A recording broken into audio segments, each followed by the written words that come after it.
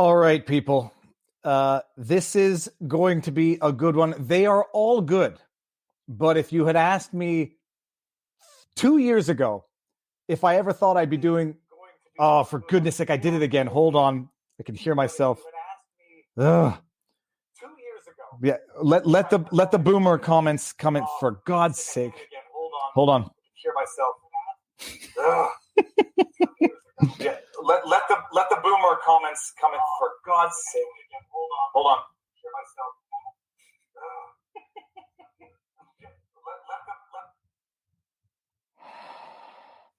For the love of goodness. Okay, am I still here? I'm still here. Yeah. I'm an idiot. Okay.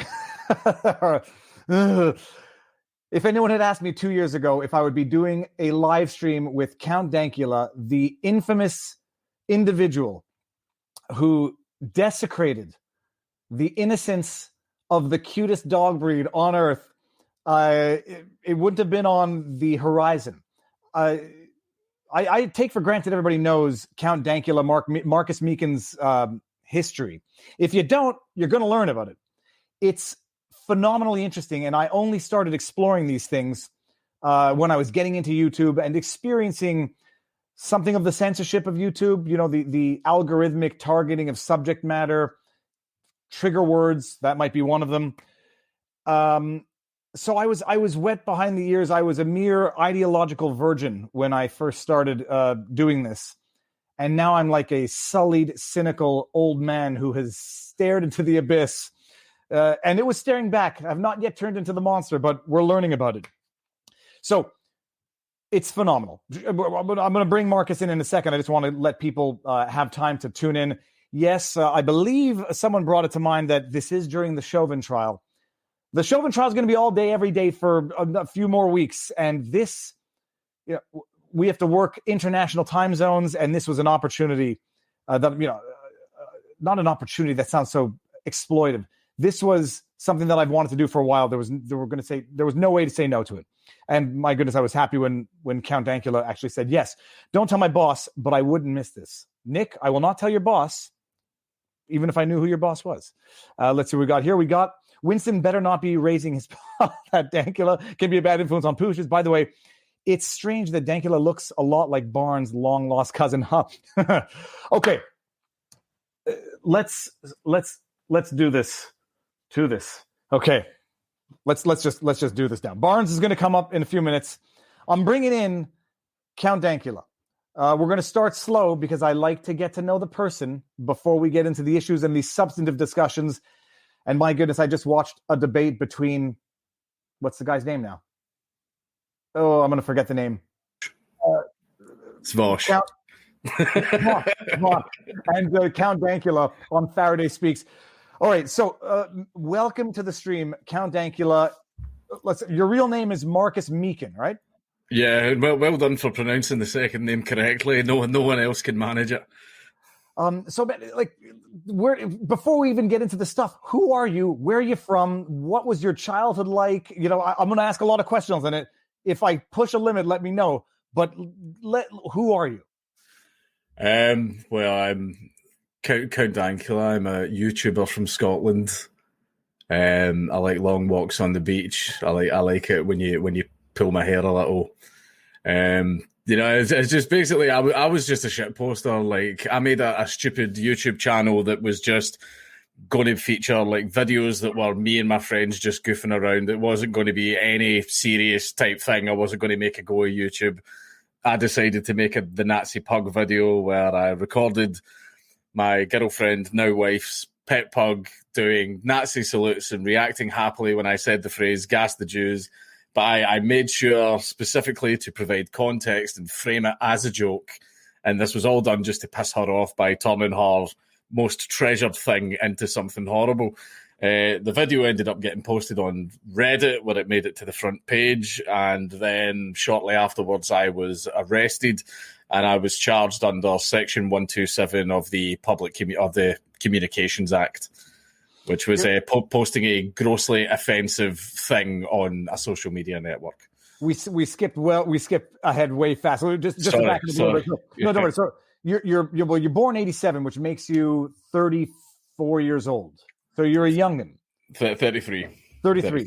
Yeah. As we say in Quebec, l'âge de Jésus is the 33 years old, which was that's a Quebec thing. So you're young. You've been doing this now since 2015. So you started at 30. I mean, what were you doing before getting into what Wikipedia even describes as shit posting on YouTube? What did you do before that?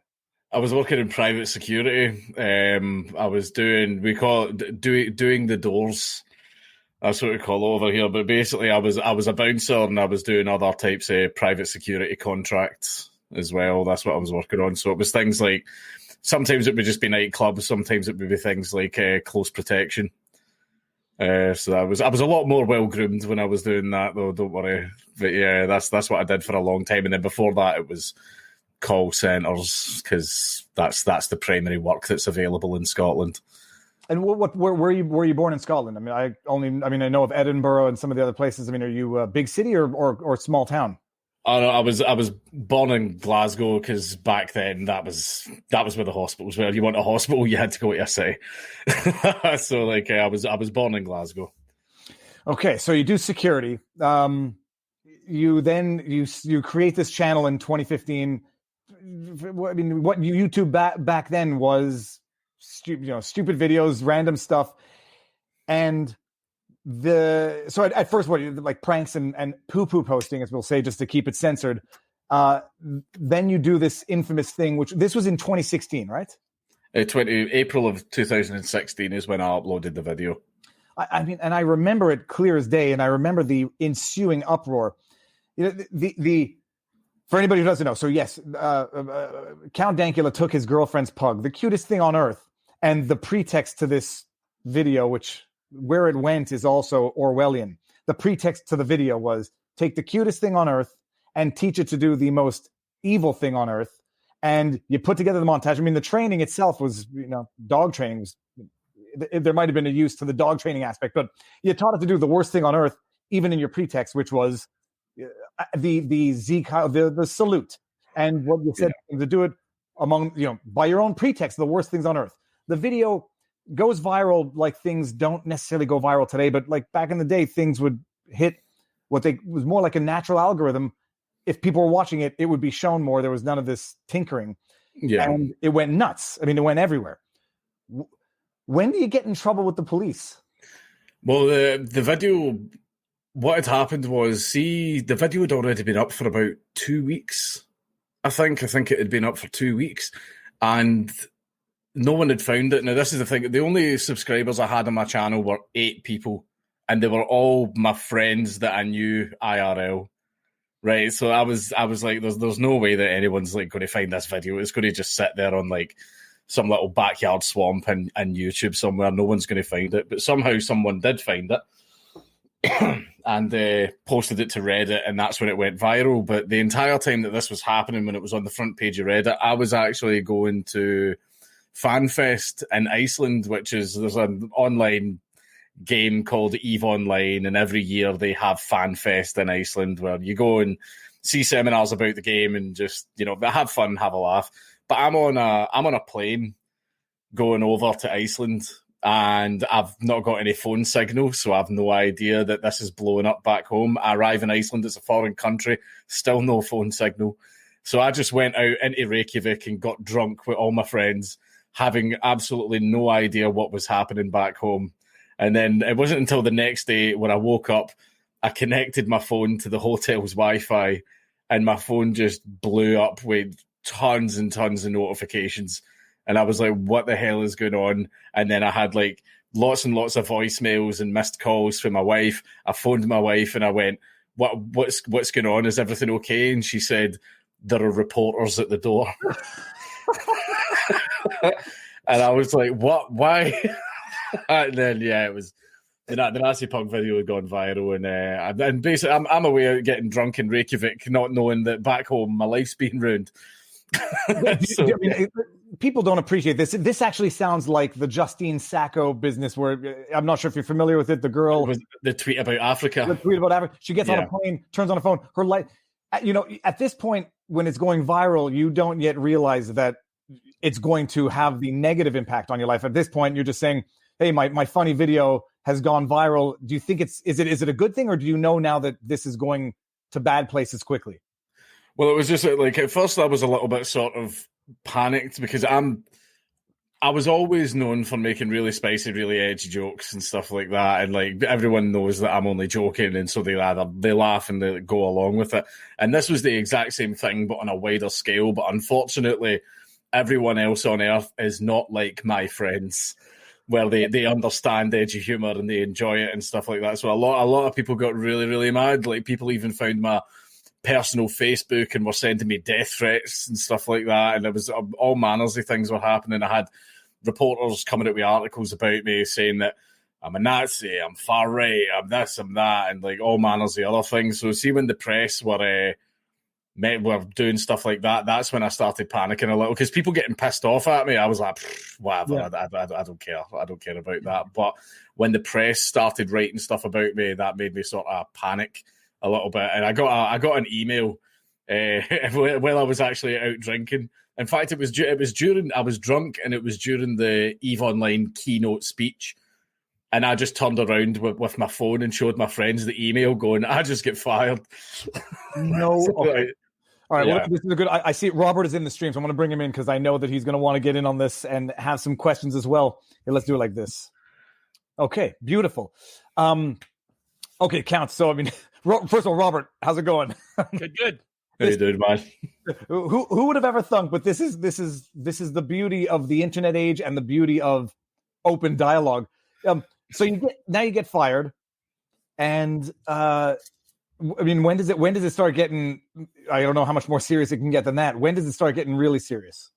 Well, during that point in time when I was still in Iceland, I was hanging out with my friends. Like I had other people that were at the festival, like coming up to me going, "Oh shit, you're that guy," and like taking selfies with me. So all that part was fun.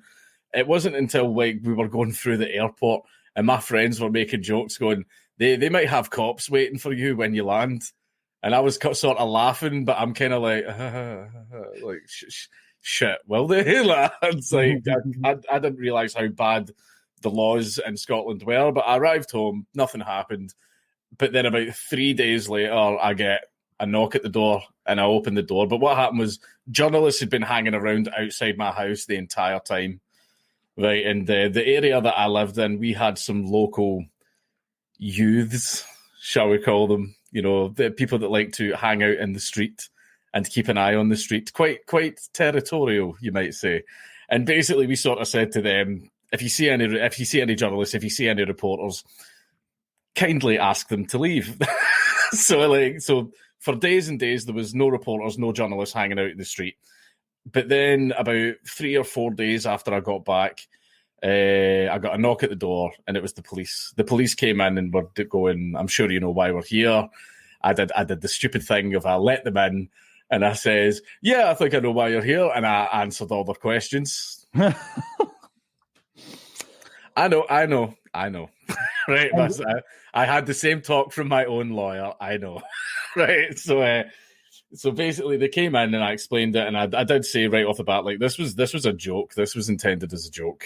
Like I wasn't, you know, calling for violence or anything. I gave the clear context as to why I was doing what I was doing, and the police officer just matter of fact went, "Well, we're here to arrest you."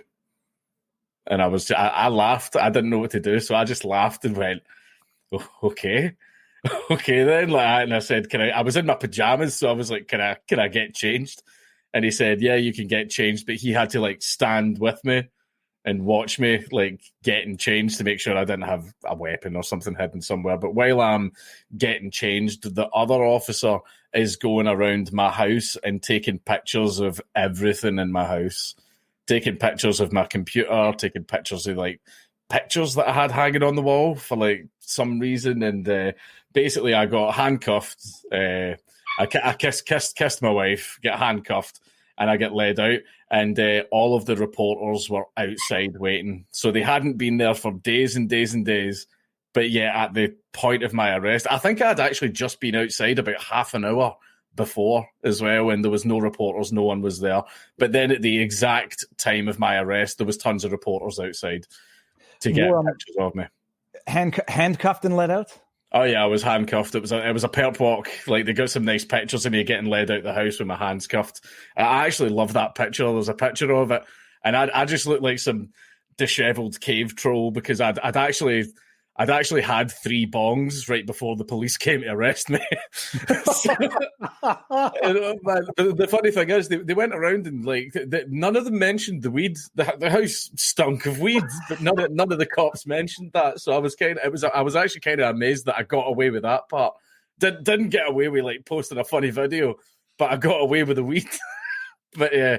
Basically, I ended up like outside. The reporters were there, and when I discussed that with my own lawyer, my lawyer basically says any sort of communication that the police and the press have with each other, there has to. He mentioned the name of a document. There basically has to be a documented recording of it, of what the officer said, what information was exchanged, etc., etc. And no such document exists. So either the journalists and reporters outside were psychic, or the police did something illegal. I mean, Robert, interrupt me whenever you want, because I think I could ask questions all day long. But when they're taking pictures of your house, I don't want to pry too much. Do you have any World War II memorabilia on the walls? Do you have incriminating things that might support this narrative that is being written at this point, or do you just live, modest, normal means in Scotland?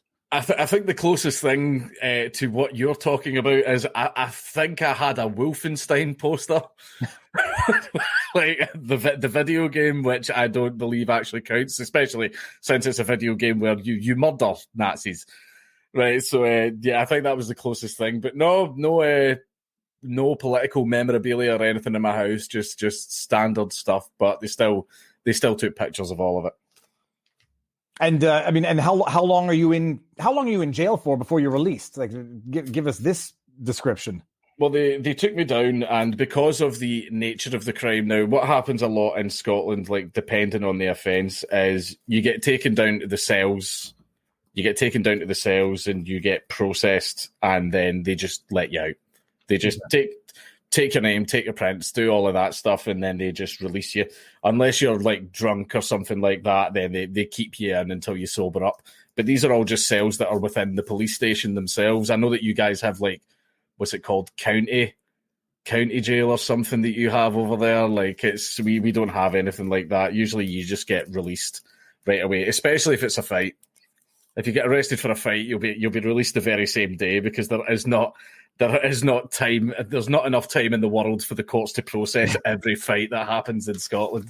But we are a violent people. But basically, I get taken down, and they says because the nature of your crime is classed as a hate crime, you're getting kept in for court tomorrow morning, and basically it'll be up to the judge to decide whether or not you get sent to prison, remanded in prison, or if you get released to await your court date. And I was kept in overnight. And the fun thing about that was, I think at about 2:00 in the morning, I heard a guy getting dragged in. A guy was screaming, and I peeked out the little porthole in my cell, and there was about 6 officers around this guy wrestling him, and this guy's screaming and going off his head. He gets thrown into the cell next to me, like not in my cell, just in the cell next to me. And like I can hear him screaming through the walls, punching the walls, going crazy and going mental. And I was just trying to sleep while this guy's screaming all night. And then the next morning I was like to the custodian, I said, what was that about last night? What was that guy you put in next to me? And they were like, oh yeah, he's in for murder. I was like, oh, okay. It's lovely. But basically, I got loaded into a prisoner transport truck. I got taken to the courthouse and held in the communal cell there. And I never even made it into the courtroom. I don't know what happened, but basically the guard just came down and went, yeah, you can just go. And I was like, what was the point in keeping me in overnight if I'm not even going to make it into the courtroom? I don't know if the judge just seen it and signed a document and went, yeah, just send him home. Like, I don't know what happened. Maybe the judge seen it and thought, that's a lot of bullshit. Like, just send him home. Don't waste court time with having him in here and stuff like that. So I just get sent home, and then they said, keep an eye out for a letter for the date of your first court date. Amazing. Robert, you want to get in, or should I do I keep going here? You go for it. The was that your first experience in the Scottish jail system? No. The incriminating pause. There's been a few other instances. One of them was I was hanging around with some undesirable gentleman, right? And what I didn't know is some people within this group, there was a flat and an apartment that we used to all hang out and drink in and party in and stuff like that. And one thing, unbeknownst to me, some of the gentlemen that were in the place had, especially the guy that owned the place as well, had committed an armed robbery. Now, there was only about 6 of us in the house at the time, and this was at about 6 o'clock in the morning, and I was still awake because I was still drinking. And the door just gets blasted into the house right off the hinges. Armed cops and everything are running in. I'm lying on the couch with like my shirt off and shit. And the thing that made it worse was I had a girl lying on me and shit. And I'm just sitting there like, what the fuck is going on? And they're sitting screaming at me, get on the ground, get on the ground. And me, I'm not obeying orders. I'm just lying there like, but I didn't do anything. So they grabbed me and throw me on the ground. And basically because I was in the house and the stolen property and money from the armed robbery was in the house, I got arrested too. But then obviously like it came out that I had nothing to do with it. I was just in the house, but I was held. I think I was held for about 6 days. Oh, It took 6 days to get that cleared up. Yeah. Okay, that's amazing. Well, the question I got to ask in general, your tattoos, they date back to when? Like, these are recent additions, or are these over the course of your life? A long time ago. I started getting tattooed when I was 18, I think. I'm saying 18, somewhere a little bit before that. Okay. But yeah, I started getting tattooed around then, and I've had loads since. I like tattoos. Now, not to say that your image is one that will not be too sympathetic when you walk into a courtroom. For anybody who doesn't know, appearances sometimes matter when you step into court. But so might be helpful if you're stuck in a jail cell. Oh yeah, yeah. That was the thing, is when I was actually in like the communal cell for the courthouse, like the other guys were kind of looking at me and like talking to me like I was one of them, but then when it went around the room, the whole "what you in for" type thing, it got to me, and I said there was people in for some serious shit. One guy I actually knew one of the guys in there, and he actually slashed someone with a machete. And did you tell them you're in there for teaching a dog to do a joke? Yeah, I turned around and nobody believed me. Nobody believed me. They were like, "No, you didn't," and I'm like, "Yeah, that is why I'm here." But there was another funny part actually. There was this little quiet guy in the corner. He looked like he was about like 19 or 20 or something. And this is after we'd gone around the whole "what you in for" thing. And he looks up and goes, "What happens if it's your first offence?" And we were like, You'll probably get admonished or just get a fine or something like that. But then we went, well, it depends what it was. What did you do? And he went, I got caught with a kilo of coke. And we all started laughing, and we were all going, "No, you're fucked. You are completely fucked." And while we're laughing, this kid's face is just turning white, and he's just staring at the floor. So we all try to be nice, go, well, maybe not. It depends if you get a good lawyer. Like, it's like, no. This is 5 years at least. No, but I mean, Mark, this is comic. Like, this is what you would expect in a comedy. And even if you saw it in a movie theater, you'd say this is too implausible to be true. Like, you what do you mean for murder? Narcotic trafficking, and I made my dog do a salute. Yeah. Okay, so I mean, so they let you, because we got to get into the trial of this thing. Like, they let you out, they arrest you, they cuff you, they process you, stick you in jail overnight, they release you. You go to trial over this. I mean, I was reading up on this, and it's mind blowing. What does the trial look like? How long does it last? What do you have a lawyer for this? What goes on in court when you are defending against? Well, it was the charges were obscene material, or it was posting grossly offensive material on social media.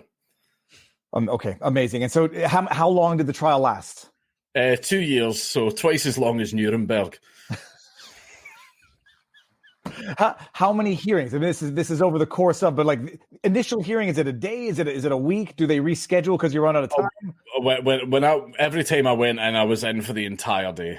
And I think there was about 10 or 11 hearings over the course of 2 years. The 10 or 11 hearings over the course of 2 years on your first conviction, not on the appeal. Yeah, that was just on the actual conviction itself. Like the appeal, I didn't get any dates really, to be honest, because every part of the appeals process just kind of told me to go fuck myself. They pretty much told you that on the judgment anyhow. So the judgment comes down.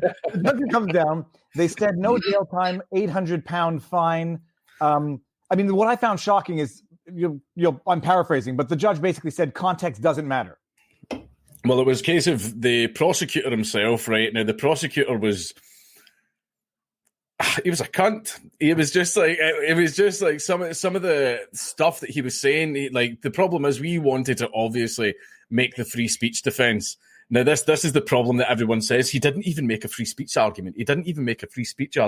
We tried to. That was the plan. That would have been the most successful plan of attack. But the prosecutor kept saying he was literally advocating for the deaths of people, which is not protected under freedom of speech. Right? They're basically actual incitement of violence and incitement of murder and stuff like that is not protected under freedom of speech.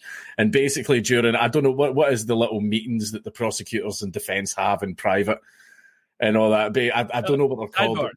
It's like, yeah. But basically the prosecutor made it very clear, if you try and go down that path, I'm just going to keep doing that.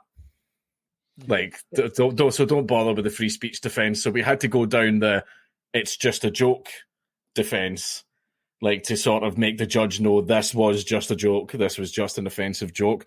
But even partway through the trial, the prosecutor tried to actually up my charge to a more severe one, which I think was aggravated racial abuse. I think he tried to increase it, which means that instead of the maximum sentence that I could have faced was a year in prison. But if he managed to upgrade my charge to aggravated racial abuse, then the maximum sentence would have been 5 years in prison. But luckily, this was like a year into the trial, and the judge called him out on it, going, "You've waited until a year into this to increase the charge." And the judge did say, "Has anything new came up?" The judge pressed him on it, and the prosecutor it just came across that the prosecutor was just being a dick, right? And the judge just rejected that and knocked that back. But the prosecutor was also saying, Mr. Meakin was asking his viewers to gas stadiums full of people. I'm not joking. Ask Lauren Southern. She had to leave the room because she kept laughing. That is ask her. That is literally what the prosecutor was saying. It's an amazing thing. I mean, we're going to get into the Vaush debate and the accusations of supremacy, but the idea that it was a non-ironic, serious argument that you were seriously advocating for violence when it's not even the pretext, it's not even like the backdrop or context, when the setup was to teach the cutest thing to do the worst thing. And what's the worst thing you can teach it? If you are in fact an extreme right wing, you would not think that that's the worst thing. You might think that that's something that's not the worst thing, and that you would want those who follow you to believe that. Whereas what you were doing would in fact upset people who genuinely supported that idea, and they're seriously arguing this, and not just that, but a judge seriously agrees with it at the end of the day. Yeah, this is the thing: is in order to find the joke funny, you have to believe that the Nazis were bad. That's the thing: is see if I did the joke and people saw it and everyone went, "Well, what's wrong with that?" I would be very worried. but also that's the point. The joke wouldn't have worked. In order to find the joke funny and get the joke, you have to know that the Nazis were bad people. And I gave all of this, I said all of this in court, and everything. But the problem was it was still grossly offensive. But this was the part that really bothered me. They brought in a guy called Ephraim Borowski, or as the right wing in Scotland have called him, King Jew. Right, because he came into the courtroom and he actually works as a professional witness for the police, but he was brought in this case as like a sort of, what is it, personal or private witness or something like that. And they applied what's called the reasonable man test. Would this video grossly offend a reasonable man? So my lawyer wanted to lead a line of questioning to find out whether or not Ephraim Borowski was a reasonable man. And the judge declined his line of questioning. So the man that was being used as the measure for the reasonable man test, we were not allowed to establish whether or not he was a reasonable man. And but to show how unreasonable he was, he classed me teaching my dog to lift its paw as animal abuse. So, yeah.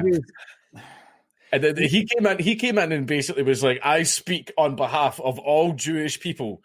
And like Jews were messaging, going like, "Who the fuck are you?"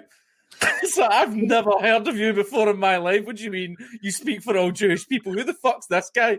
Yeah, but this is the amazing thing. Where like I don't buy into the identity politics arguments as a blank. I didn't find it offensive, therefore that means that my opinion is more valid. I didn't find it offensive, and for anybody out there who has to guess, what my religion is, you can guess it. I didn't find it offensive. I can understand how some people did find it offensive, but it's no more offensive than Top Secret. I don't know, Mark, Robert, you've seen Top Secret, but Top Secret, when they're making fun of the military who are detaining people and shooting them on the street, and then it turns out they have a doggy bag of dog biscuits in their hand, which is why the shepherds were going crazy. It's one thing to find it offensive. It's another thing to purport that it was seriously inciting anyone to do anything. I remember going to a Second City show in Chicago, which is the foundation for Saturday Night Live, came out of Canada. And I went with a corporate law group. Now, I was the only person laughing. Everybody else was outraged at the fact that I was laughing, but I was off the chair laughing because this was after Christopher Reeve's accident, and they did a Superman skit, and out comes Superman in a wheelchair. And I just found it deeply humorous. And it was, that was bye-bye that corporate law job. They're like, they even did a song they did a special to end their skit, which was, I Wish I Was Retarded. That was the name of the song. I was thinking, now all of this popular Chicago, urbane, liberal, Canadian-rooted humor that it was the foundation for Saturday Night Live, ongoing to this day, that's where actors go. Now it would all be banned and everybody would go to jail because that was frankly more offensive. Teaching a dog to do something was perfectly humorous. This was more overtly, frankly, offensive. Saying I wish I was retarded, saying making fun of handicap, etc. And yet that was, it's astounding the radical shift. Now in the U.S., fortunately, our First Amendment is still more robust. How robust is free speech in Scotland? Because I know, like in Canada, the UK, it doesn't appear anywhere as strong as it is, at least on paper, in the United States. No, as we don't have freedom of speech here. Basically, it is a criminal offence to post anything considered offensive. And one of the latest ones that we've got is the Hate Crime Bill of Scotland, where if you even possess like memes or imagery or anything like that, like on your phone or on your computer, that could incite hatred. Now, what does that mean? Nobody knows. The bill doesn't define what incite hatred means, so it's completely open to interpretation, and courts and prosecutors, they love that.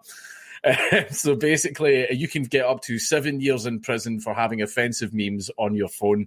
Now, one of the things as well that's quite clever is the way that the police actually approach hate crimes, and this is outlined in the Hate Crime Operational Guidance Handbook. Now, this is one of the things that was quite funny. Hamza Yusuf, or as we call him Adolf Hamza, he's one of our politicians over here that passed this law. And basically, someone on Twitter called him a cunt. And he replied to it saying, well, you actually have the freedom to say that because the hate crime bill doesn't actually criminalise this at all. And people actually managed to point out that technically it does, Because see, under the Hate Crime Operational Guidance Handbook, what actually matters and can factor into an arrest is the perception of the victim and the perception of the arresting officers. So basically, if I called Humza Yousaf a cunt, right? If Humza Yousaf perceives you only did that to me because I'm Muslim, that's enough for an arrest. Now, what's the subjective intent requirement they have to prove? Do they still at least have to prove that you knew it would be offensive to someone else? They still do have to some extent, like they have to prove that you would reasonably know that it would be offensive to other people. But it's the thing, obviously, being offensive should not in any way be a criminal offence. But unfortunately, over here it is. Like, we've got other things as well. Like, a lot of our hate speech laws came from, you know how you've heard of the Troubles in Northern Ireland, Catholics versus Protestants? Well, we have a lot of that over here. And a lot of it goes into our football. We have the Celtic football team, which is the Catholics. You know, they're all about, everybody knows what they're all about. And then you've got Rangers, which is the Protestants. And usually whenever they meet together and have a game, you know, fists start flying and old sectarian grudges come up to the surface. And basically there's certain songs that they used to sing at football, which were very offensive songs. And you can actually be arrested in Scotland for singing these songs. Things like, one of my favourite ones, I can say these because I've got an Irish Catholic background, so I'm allowed to say these things. But one of my favourite songs was, "Why don't you go home? Why don't you go home? The famine is over. Why don't you go home?" Right? So that was, but the thing is, if you sing that in the street, you'll be arrested. You'll be arrested for that because it could, you know, encourage or incite violence. And a lot of the hate speech laws that we currently have in Scotland are based on these old laws. Like one of the laws, the law that I was convicted under was actually based on something like the 1935 Royal Mail Act, and it was to stop people from sending rude telegrams to each other. You know, something like, "Dear prick, stop."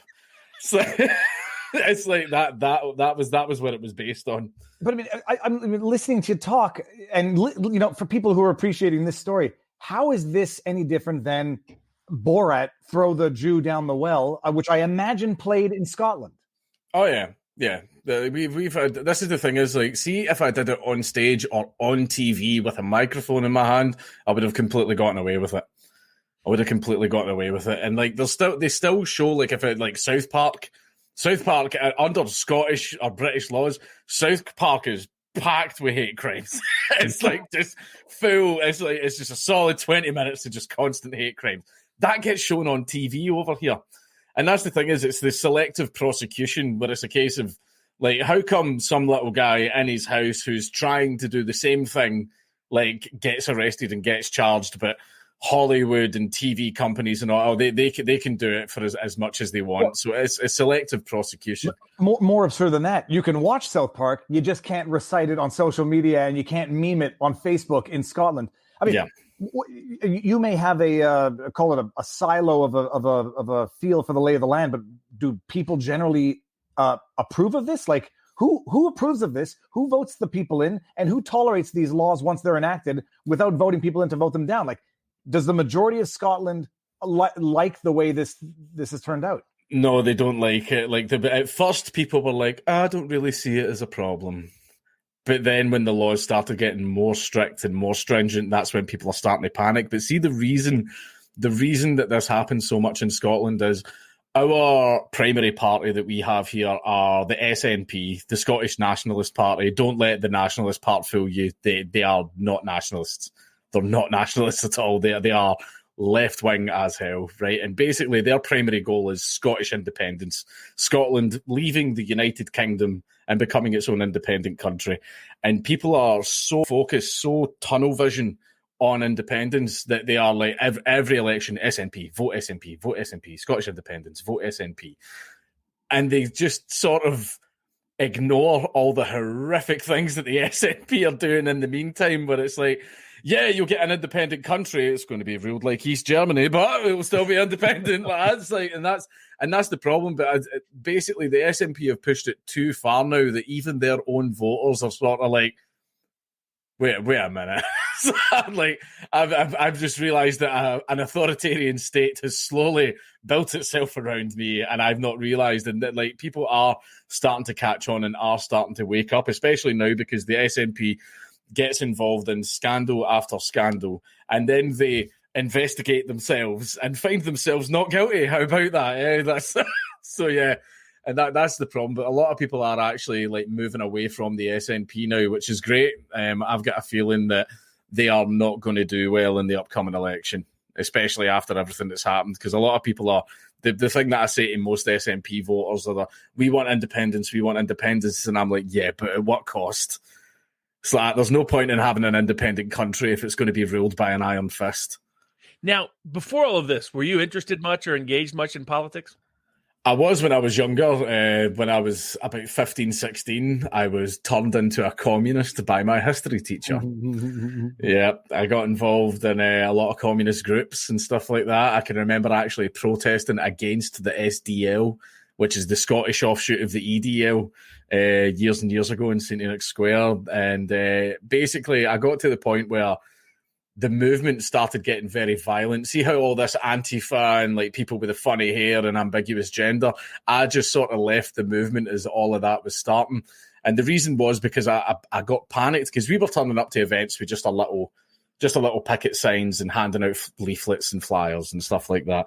But that's when all these younger people started joining, you know, the ones with the funny hair and ambiguous gender and everything. And they started getting a little bit violent. I can remember being at that protest and one of the younger guys came up to me and went, you know, look what I've got. And he had a spring baton hidden up his sleeve. And I started freaking out going, we're going to get sent to Guantanamo. So what the hell are you doing? Don't come up. Little did I know that if I just stayed there, we would have totally gotten away with all of it. So like the government wouldn't have investigated us at all. We could set buildings on fire, destroy everything. I kind of wish I stayed. It would have been fun. It would have been a party. But basically, I panicked because I was like, we are all going to get rounded up, right? So no, I'm out, I'm done. And then for years, I was still very left wing, but I'd mentally checked out of politics. I didn't take an active role, and that was the case for many years. And then Nazi Pug happened. Yeah, you did run for office at one point, right? Yeah, that was for UKIP. That was a great laugh. For anybody who doesn't know, tell them what happened. If it's a long story, shorten it. Basically, it was. I did want to get involved because I wanted to actually make some sort of change to the speech laws in Britain because we are losing our human right to freedom of speech more and more every day. So I was sitting, you know, brainstorming with a few friends. What political party has any kind of clout that actually cares about freedom of speech and wants to secure it? Labour, the two major parties we have are Labour and the Conservatives. They're kind of like our Democrats and Republicans. Labour are actively trying to destroy free speech. They hate it and they want rid of it. Conservatives, for a long time, they just didn't care about it. They weren't doing anything against it. They weren't doing anything for it either. But lately, they are trying to pass an absolutely horrendous law that would destroy freedom of speech as well. So, no, neither of them were the answer. And then next was the Lib Dems, who? So we never bothered with them either. But then they were like, UKIP's the only one, literally the only party with any kind of clout that's trying to secure freedom of speech. And I went, yep, sure, fine, whatever. I'll join UKIP for the freedom of speech front. And people got really, really mad about that. And it ended up turning into a bit of a circus. But, oh, God, it was so much fun. Especially being a Scot. Like, I believe in Scottish independence as well, which UKIP are militantly against. And so that was hilarious, being a Scottish nationalist and UKIP. And turning up to branch meetings and everyone's in nice suits, but I'm sitting there in a Slayer T-shirt. No, man. So, yeah, that was fun. Now you've switched over to the Scottish Liberation Party, right? Libertarians, Scottish Libertarian Party. Libertarian. So, yeah. Are they like the Libertarians everywhere, or are they something distinct Scottish in that respect? Well, we don't advocate for being naked on stage while giving speeches or having sex with children, if that's what you mean. We don't do any of that stuff. But like, it's basically we are in favour of Scottish independence, but it's a whole we're happy to let democracy decide type thing. But it's mainly just to severely limit the reach of the government. We just want to make the government nice and small and not able to do much without the people's say so. Now, how much is Braveheart? It's still like the American version of Scotland these days, as cinematically defined, is Braveheart, basically. How much is that part of the Scottish identity as well, or is that more the American projection of it? That's the American projection. Scotland's not like that at all. I'll go down this, ask any random Scottish person about the clan system, and they've got no idea. They've got no idea about Scottish history or anything like that. And these are the type of people that are like, oh, freedom, yeah, but the government should control my speech. So it's like, that's the thing. See the whole Braveheart freedom type thing, like that is like American fluffery of what Scotland is really like. It's sadly, it's not like that here at all. After the last hate crime bill law passed, we are the most authoritarian part of the UK. Wow. So, I mean, how has that now impacted? First of all, have you been the target of more follow-up reprisals or inspections, so to speak, from the government, from the authorities, or have you been entirely off the radar? I've been completely off the radar, and it's because my trial and my arrest and everything about it was seen as such a monumental embarrassment for the Scottish justice system. It was a case of like, I think they've reached the point where they went, there's no way that we can come out of this looking good. Like we're in too deep now. It's a case of just give him an £800 fine and tell him to get lost. And I went, well, I'm not paying it. I'm just not going to pay it. That was the thing, is I told my lawyer wanted me to do, he went, there's a bit of a bold move that you could pull here. And I just wanted to see if you wanted to do it. And I basically agreed with my lawyer and went, yeah, screw it. Let's do that.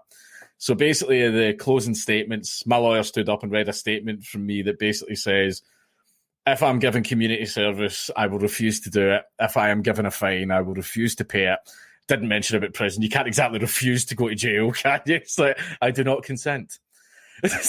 You can't take me to jail. I haven't given you my consent. But basically, I says, I'm not doing anything the courts tell me because I am not a criminal and I have committed no crime. And I was like, and if I am given a punishment, it will be an infringement of my human rights. The judge sort of sat and looked at me for a few seconds, and I don't know what was going through his head, but I would love to know. But he ended up just going £800 fine. I think he was just trying to call my bluff, and I refused to pay it. And for the longest time, I refused to pay it. I was getting threatening letters in going, you have until this date to pay your fine. And I was just like, yeah, that's nice. And just putting the letters in the bin. And then my lawyer went, right, you're past the due date now. So it could be any day now. And I was like, right, okay. And then 2 weeks went past, 3 weeks went past. And I'm like, well, where the hell are the police? And I was like, my wedding's coming up and stuff. I don't want to get arrested at a very inopportune time. So I decided to literally call the cops on myself. And just told them where I was. Like, I'm in my house. I'm sitting here waiting. Come and get me. And no joke. The police went, yeah, we know where you are and stuff, but your name hasn't come up in the computer yet, so we're not going to come and get you. And I was like, what do you mean? Like, I can't get arrested? I was like, I'm telling you, I've broke the law. I'm telling you where I am. And they were like, yeah, we know, whatever, bye. Like that. But ended up. They ended up seizing your bank account, or seizing £800 out of your bank account. Yep, and never told me, because this is the thing, is my lawyer, he went mental when this happened. Whenever the cops are about to seize money out of your bank account, they're supposed to tell you. They tell you, go on this date at we will be seizing X amount from X bank account. And I think the cops knew that if they did that, I would go, oh, is that right? And just empty the account. I would just empty the account and force their hand into arresting me. Yeah. So what they did was they didn't notify me at all and just took the money. It wasn't until my wife texted me going, why did none of the bills come out the account today? And I looked and just saw arrestment order, £800. And I was like, you mother. But I told my lawyer, he went mental and went, they're supposed to tell you. That's a breach of something or other. My lawyer filed a complaint and the cops went, oh, our bad. We'll deal with it. We'll deal with it internally with our disciplinary procedures. Someone must have made a mistake. Shut up. It's an amazing way. It's an amazing way to end it. And what would your recourse be? Sue the government back to reimburse the money and put you in jail. I mean, it's a bit to end a politically unpopular prosecution. So that faded away. I mean, it's famous, infamous. You're never gonna, I don't think the internet is ever going to forget, in the sense that everyone's going to remember this forever, and you might have that as your defining thing. What are you doing now on the channel? What are you doing now as a message, as content? Well, I ended up, for the longest time, it was mainly freedom of speech focused content, but I was just basically a bad news machine. I was just like, here's why freedom of speech is screwed today. This man was arrested for a tweet. This woman was arrested for something she muttered under her breath on the bus. And it's just, I was just getting miserable. I was just getting miserable delivering bad news all the time. So I just went, I'm going to spice it up with a different type of content. So I said, I like interesting but crazy people from history. So I'll do some videos on that. And I did one on a German gentleman called Dragon Lord. That's we won't bother going down that rabbit hole. It's a big rabbit hole. But basically, I did a video on him. People really enjoyed it and said, you should do more videos like this. And it was someone who actually says, I would like you to do more videos on some absolute mad lads like this guy. And that's when I went, there's the name. So that was how Absolute Mad Lads started. How did you come up with the Count Dankula name? Oh, that was like, see, because when I first made my channel, I wasn't planning on taking it seriously. It was just supposed to be a shit posting channel. I turned to my wife and said, what's a stupid sounding meme name for a YouTube channel? And she thought for a few seconds and said, Count Dankula. And I went, yeah, that's nice and stupid. Yeah.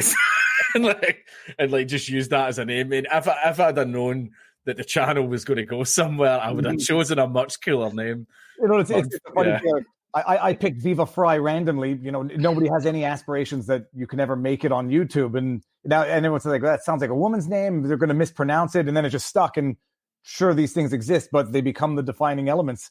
Okay, so the Mad Lads is amazing for anybody who doesn't watch it. And it seems like a lot of work goes into each one of those productions. Like, how much research and who's doing it? Oh, for the longest time, it was only me. And I was like 12 hours a day working. It was just constant work. Like the researching part is the longest part.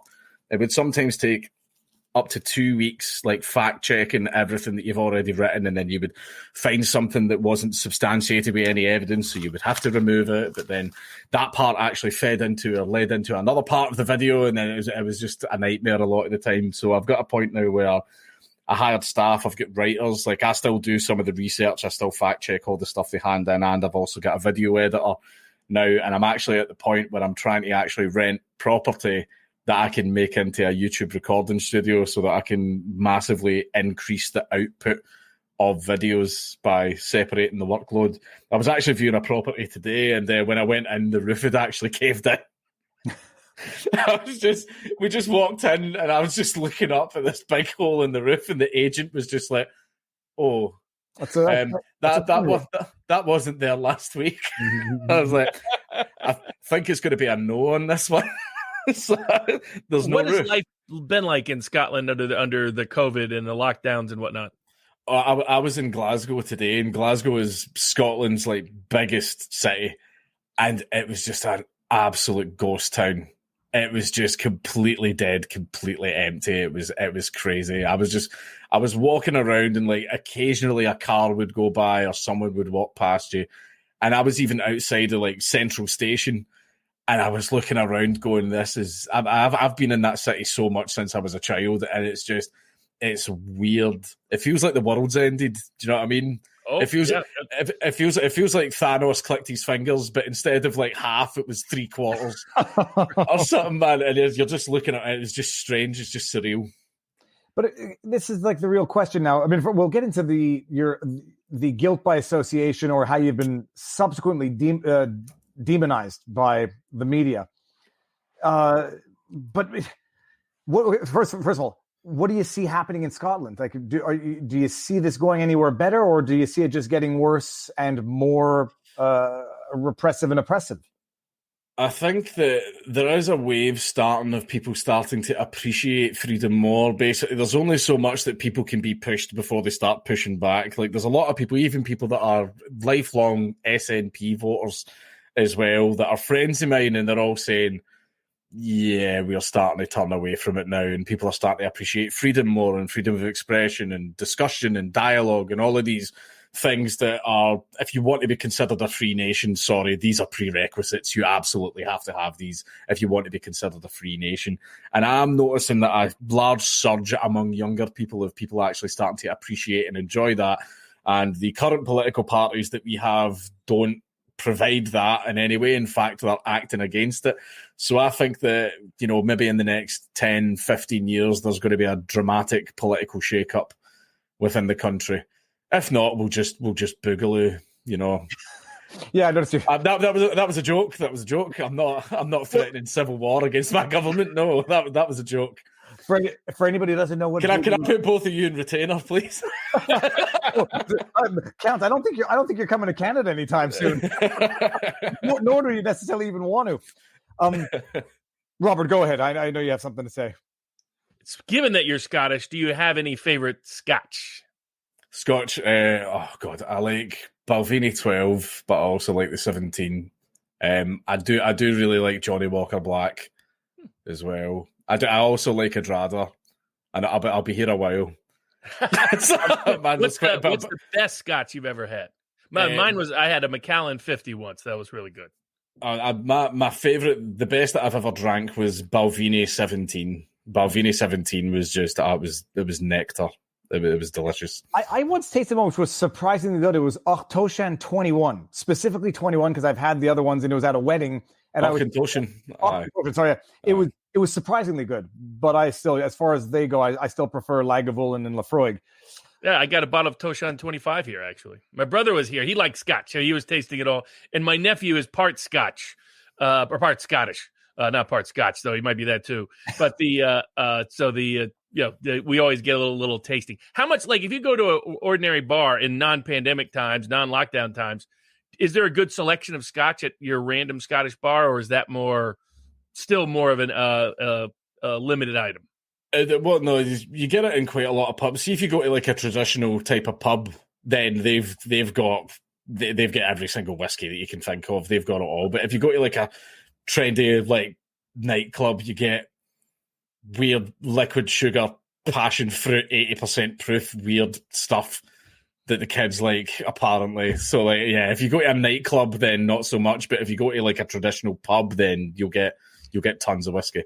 How much are the pubs part of the like in the UK? The pubs are starting to really take a beating in the sense of fewer and fewer of them, a lot more closing down. Is that how much were they always part of Scottish culture, and how much has that changed over the last decade or so? Drinking is a deep part of Scottish culture. Let's say going back millennia, but yeah, it's like the pubs have been getting hammered. They've been getting hammered. Like for example, there's and I live in a small village. We've got one pub and it's shut down. It's shut because of COVID, because of the pandemic. Right. So we only had one single pub here, and that it's gone.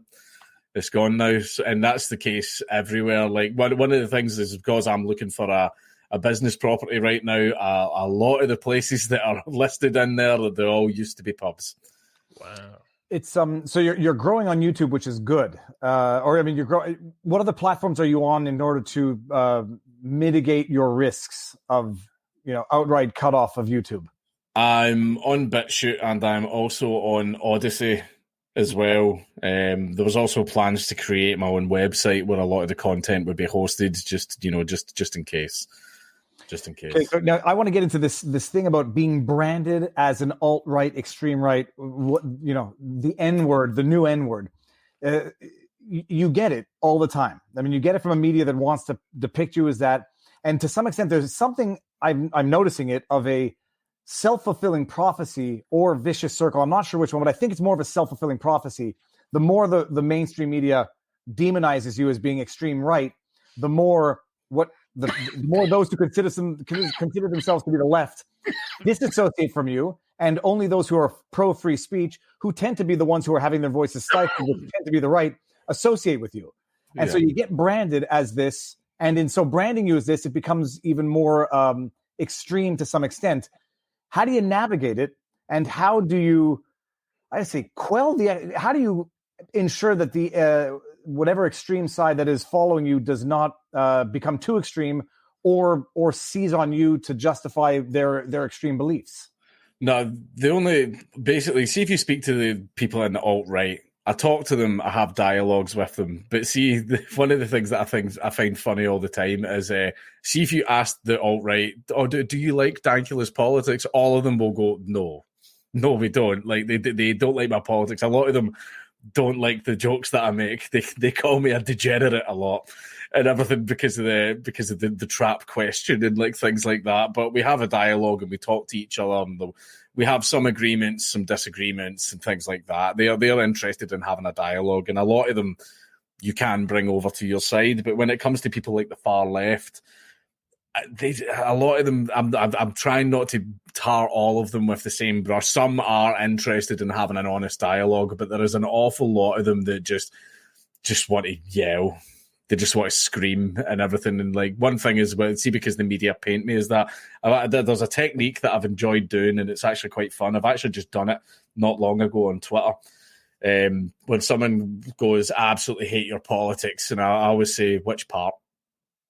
And they're like, "Oh, I don't like your political opinions." And I'm like, "Well, which one? Let's have a dialogue." And they're like, and I'm like, "You don't actually know what I believe, do you?" So you're basing all your opinions on what Dave down the pub told you. They don't need to know your opinions because they can divine them, as was evident from your debate with Vaush. Now, first of all, I don't know why I don't know who Vaush is. I just saw him recently on two different things. I saw your debate with him where basically the debate was predicated on, I believe you are extreme right. You're going to deny it and you're going to lie about it. And even if you say things that undermine it, I believe that you're lying, therefore you are. And yeah. But I mean, who is Vaush, and how did you get into this debate with him? Vaush, as we like to call him, he's the white Tariq Nasheed. That is what he is. He basically, like Tariq Nasheed, where everyone white is a white supremacist. The Scottish people actually stole their land from a black race of pygmy dwarves. I'm not joking. He said that to me. Tariq Nasheed literally said that to me. There's no such thing. The true Scottish people were a race of black pygmy dwarves, and we stole the land from them millennia ago. But basically, Vaush he likes to call there's a technique that a lot of people in the left-wing bread tube debate bros like to do. They will say some outrageous lies about a right-winger. They know that the right-winger will get really mad about these lies, and then the left-winger will go, well, why don't you debate me about it on stream? Like that. And then you go on and you debate them on the stream, and all you're doing is pumping their numbers up and making them more popular and making them more relevant. And all Vaush did all the way through that debate was just lie through his teeth. And even he acknowledges that was one of his worst debates, because he basically went, you are far right, you are a Nazi, you are a white supremacist. I went and absolutely schooled him on it, and then his top evidence was, despite my years and years of content and years of things that I've put out there on the internet, his top evidence was, well, I have these 2 tweets that you posted and all that. And I was like, those were jokes. Those were jokes.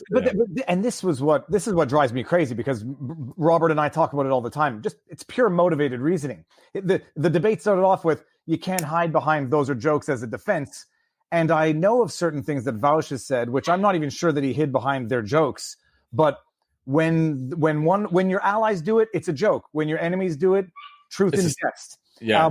And it's motivated reasoning that can't go anywhere. The only thing that you can do is do the debate, have the discussion publicly, and then let the comment section figure it out, because the comment section seem to have gotten it right. And I don't know if Faraday Speaks is more right-wing. I tend to think anybody who hosts a debate on YouTube is going to be right of center, because the left just, in my Faraday Speaks is a little bit of an enigma, because the funny thing is he says that he went down a far right rabbit hole, but I communicate with the far right and none of them have heard of him. And he's like, I came back from the far right, I came back from the alt right, and everyone I've spoken to in the alt right was like, we don't know who he is. Like, but maybe he was part of us, but none of us have heard of him, which kind of makes me feel like he was left wing all along, and he just made up that story for a bit of clout.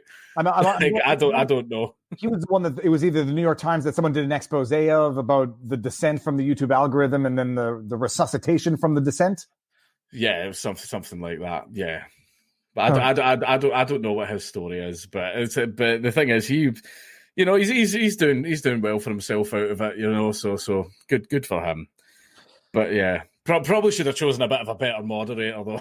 Well, the debate, it is whatever. Anybody can go watch the debate. It is interesting just to see the way the debates are had, where on the one side it's typically reading of intentions, reading into divining intent above and beyond action. Whereas when it comes to applying the rule to one's own allies, it's always the exact opposite, which is what makes it very difficult to discuss, and it makes it very difficult to exist. Because even when you don't do what they accuse you of doing, your reason for not doing it is because you want to do it, and it's a dog whistle, and so on and so forth. If we say it's the truth, if our enemy says it, it's a lie. It's like the most basic one. It's just like that's the thing is, like, when we joke, we're joking. When our enemies are joking, they're being serious. And I like see the amount of times that my jokes have been taken as like full on legitimate serious statements as well. Like one of the things that annoys me is, especially see if I'm on stage literally doing a comedy show, I've got people going, "That's what you really believe? You really believe that?" And I'm like, "No, I'm doing a comedy show.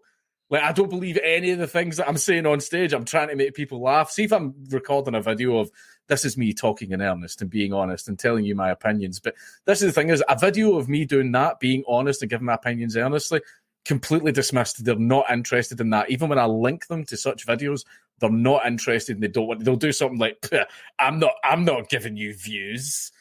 And I'm like, if you don't want to look at the evidence, I've led the horse to water, but unfortunately it's too retarded to drink. Like, that's not much I can do about that. But then whenever a joke that you made in a tweet 2 years ago, they will hold that up as that this is an example of his politics.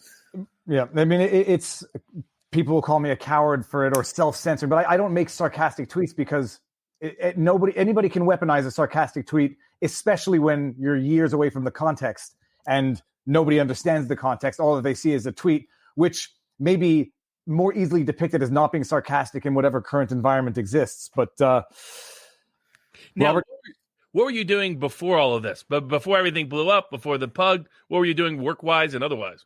Security. I was doing private security, which I do kind of miss.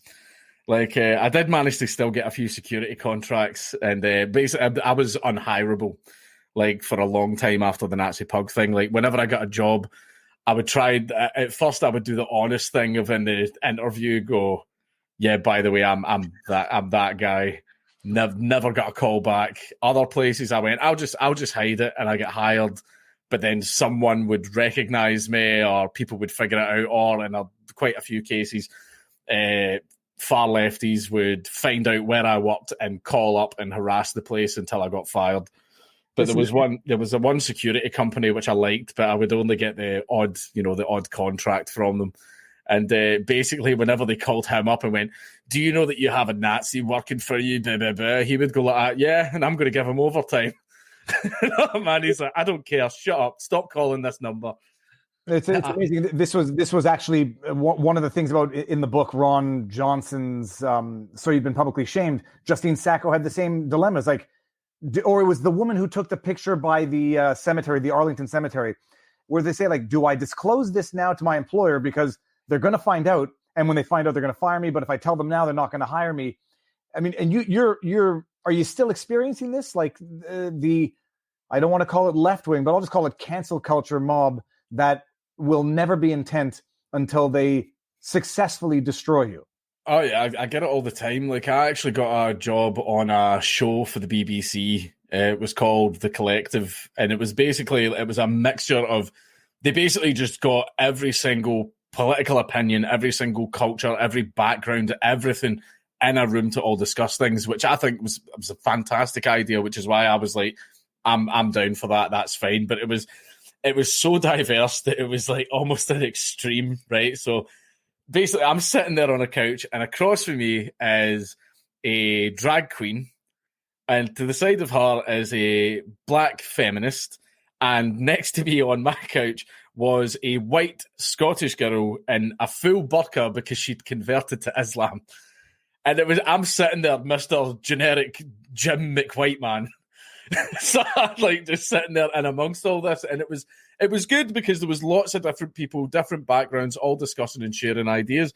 But then the media caught wind that I was on the show and managed to get the show cancelled because I was on it. They kicked up fury and an uproar. And this is the thing is, it's like, in order to get to me, you just silenced a bunch of diverse people. Like there was a bunch of like the transgender community, like the Muslim community, like the feminist, black community and everything. They all now don't have a voice anymore. You essentially burned the entire house down to kill a spider. That's what you did. So the thing that was funny was, in getting at me, they silenced a bunch of other people. And, so it's like in the States, Major League Baseball just canceled the All-Star game in Atlanta and on the grounds that Georgia passed a voter ID law, and then decided to move the game to Denver, where there's far fewer African-American people and where they have a stricter voter ID law. And it's like, the cancel culture message seems to be mixed messages. Now, speaking of sort of European human rights, I know there was talk of you taking your action to the European Commission on Human Rights. What's the status of that? This was, we were basically caught in it was a complete legal catch-22. Right. Basically, in order to go to the European Court of Human Rights, you have to have tried everything that is available in your country. So in my case, it was the Sheriff Court. Then after that, it's the High Court. And then after that, it's the Supreme Court. So basically, we tried the Sheriff Court and they heard our case. And basically, we got a rejection letter back sort of it from a judge basically saying, how dare you appeal your sentence? And he just went on, and it was this total feels before facts rejection. He basically says, you're lucky you didn't go to jail. And then he also threatened my lawyer with contempt for doing his job. Right, so we were like, okay, that's not going to work, so we'll try and go to the High Court. And the High Court was just an outright rejection. They wouldn't even hear the case. Tried to do the Supreme Court, outright rejection. They wouldn't even hear the case. Now, this is where the problem comes in. We had to do all of those things in order to submit our case to the European Court of Human Rights. The problem was you've got a certain time limit in order to do it. Now, the Sheriff Court to the High Court to the Supreme Court, it was months and months in between each of them, right? And you've only got a certain amount of time after it in order to file with the European Court of Human Rights. The problem was because the High Court and the Supreme Court were outright rejections, they considered the Sheriff Court to be our last official appeal, which was way out with the time limit, right? But the problem was they wouldn't have taken our case anyway if we didn't apply to the High Court and the Supreme Court. So basically, I was screwed no matter what I did. Absolutely screwed no matter what I did. So yeah, I mean, at least we saved a bit of money. But well, by the way, yeah. you did crowdfund for your legal defense, right? Yeah, I had to do it like the first time around for the actual trial itself, because the thing that was quite funny is I wasn't married to Sue at the time, right? I wasn't married to my wife at the time. She was just my girlfriend back then. And she had been granted money as an inheritance, but it was an inheritance with the legal caveat of this must be used for a deposit on a house type thing, basically there's a lot of people in the family that would just go to Vegas and and shit like that with the money. So the inheritance came with like a legal caveat. But basically, even though she wasn't married to me, and even though they got her to actually testify as a witness against me in the trial, they rejected my application for legal aid because she had that money, even though we weren't married. So basically, they said no, your wife has to legally come to court and testify against you. Otherwise, we're going to arrest her for refusing. Also, by the way, she has to use that inheritance to pay your legal fees. There's no in it might be in criminal cases, so it might not apply. But in Canada, there's a prohibition on a spouse being compelled to testify against a spouse. Oh no, they told her if she didn't do it, she would be arrested. But she was also only my girlfriend at the time. Okay, that's probably yeah. it. Was it her dog? Yeah, it's her dog, yeah. So what did she think about all this? I mean, this was her cute, lovable, perfect dog. Have you ever been in a relationship and whenever you argue, there's just that thing that she brings up every argument, every single argument, where it's like, well, none of this would have happened if you hadn't taught Buddha how to Nazi salute, and I'm like, I don't know what that's got to do with me not doing the dishes, but you know, whatever. Just add the next level irony. The dog's name is Buddha. Yes. Okay, now, I mean, have you? I'm going to ask. I think I know the answer. Have you become something of a martyr for anyone with a mildly open mind, or do you find that there's people who legit hate you, or do you find that this actually made you more popular, a martyr of free speech, and everything that they were intending to do, they've done the opposite for? It's a very mixed bag. There are a lot of people that really like me. They really like what I stand for. They really like my content, and they're like huge fans of me. And then there's other people who curse my name while they wake up in the morning and like sit there like picturing in their head how they're going to punch my head in while they're brushing their teeth. It's like, it's just, I don't know what it is. There are some people that just hate me, but then there's also some people that love me. So it's been a really, really mixed bag. Now, what was your family background? So, I mean, I can assume from the brogue that you've been grew up in Scotland, but what's the like family ancestry? Family ancestry was we Meekins are they're sort of a subsidiary to Clan Galloway. We married into the Galloway clan, and we were granted land in Lanarkshire, which is why a lot of the Meekins are around here. But we were small, but we were also one of the war clans. You know, whenever there was a fight, we were the ones that get sent in. I guess I want to ask a question for the Mad Lads. Have you been in touch with some of the other more, call them controversial figures, who have suffered arguably much more at the hands of these repressive UK laws? I'm thinking Tommy Robinson, who again is now in big trouble because of these laws. I mean, have you reached out to them? I haven't spoken to Tommy in over 2 years now. Like, there was stuff back when the case was going on. He was involved, and he was like bringing attention to the case and stuff like that. I did a few events with him and stuff, but I haven't spoken to the guy in over 2 years. I don't even know what he's doing now. Like, he seems to have gone very quiet. Oh, I think he just got in trouble recently for an interview and might be in contempt in quotes again. Oh, smashing, great. Now, what about Carl Benjamin, Sargon of Akkad, and Paul Joseph Watson? Oh yeah, I'm good friends. I'm good friends with Carl. Like we play video games together every Thursday, and we talk all the time. Paul, I talk to him now and again, but whenever I'm down in London, I'll usually hang out with him and have a few drinks. And Paul is tall. Paul is really tall in real life. That was when I first met him. He stood up to shake my hand, and I was actually like, Jesus Christ. I didn't expect that when I first met him. So, I mean, here's another big question. Do you ever envision leaving Scotland if things continue on this path? Like, if life becomes insufferable in that you can't exist without violating some of these laws? If it does get to that point where I get put at risk for getting sent to jail for a very long time just because I've offended someone, or basically if the laws get much more stringent, then it's something I would consider. Because I'm quite stubborn. I'm sort of, I love my country and I'm going to stay here forever, like type thing. Like, I'm not going to leave. The government can leave. It's like, I was here first, like type thing. But then I need to consider things like, do I want to raise my children in a place like this? Like, yeah. And now, speaking of tolerance versus intolerance, you just had a kid, and some of the messages that you were getting on Twitter, for those criticizing you for promoting hate and intolerance, I saw some of those messages. I guess one question is, from the human perspective, you're thick-skinned, but you're still a human. Yeah. How much does this all actually have an impact?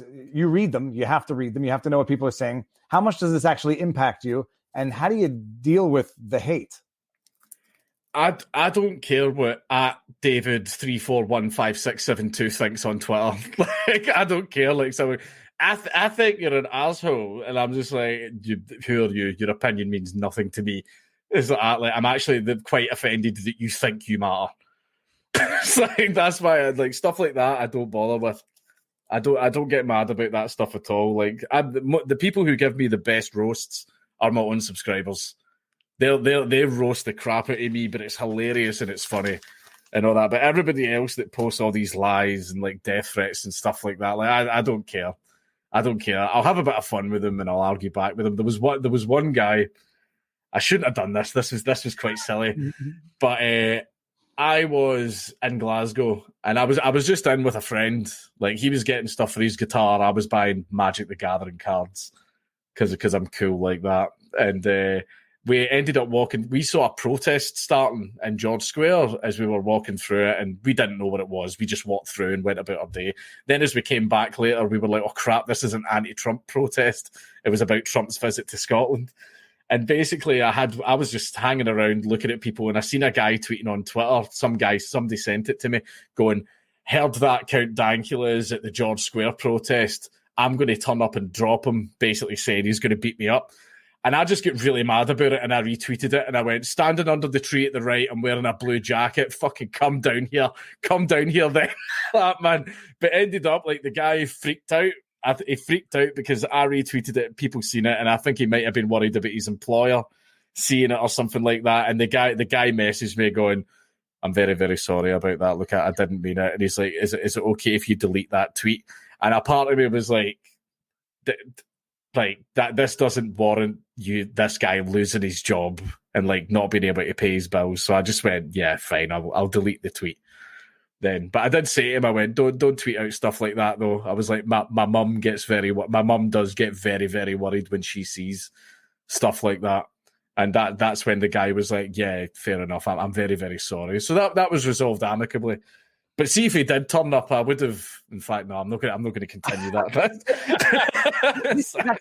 This has been my experience as well. You know, I don't know for the most part, but a lot of times, if you just take someone up on their idiotic comment and then downgrade it to a normal discussion, oftentimes they feel bad about the comment. They think they're just tweeting in the ether and messaging someone who's not a real person, but just a figure on the internet, and it tones it down. The only problem is the ones who actually get riled up by it and whether or not they become legitimate risks, or like whether or not they're serious that they want to beat you up, having seen the way things go at certain protests with respect to certain controversial figures. You know, I like, it's interesting. You're not scared, but your mother is, and that's what upsets you. Do you have any siblings, by the way? I've got a sister. Yeah, and, I've got a sister. What does she have to say about all this? Oh, she thinks it's hilarious. She thinks it's funny as hell. Like she thought the whole thing was funny. My mum is scared by it. She sees a lot of she actually like searches online for like threats and stuff like that about me. My dad, whenever the joke first went viral, my dad went apeshit. He was like that. What part of you thought that was funny? And I'm like, all of me. I think it's hilarious, Dad. But yeah, like he finds it funny now. He's interested in YouTube and the internet. He's never been interested in it, but he is now. He's never even had a Facebook account. My dad doesn't even own a computer. No, it's amazing. I mean, I do think in more time that will be something of a turning point, because it is, I don't care if you find it offensive, it is objectively preposterous, in my humble opinion, that the laws of any free country can be used, can be weaponized like that to go after that type of incident on the basis that it went after it for.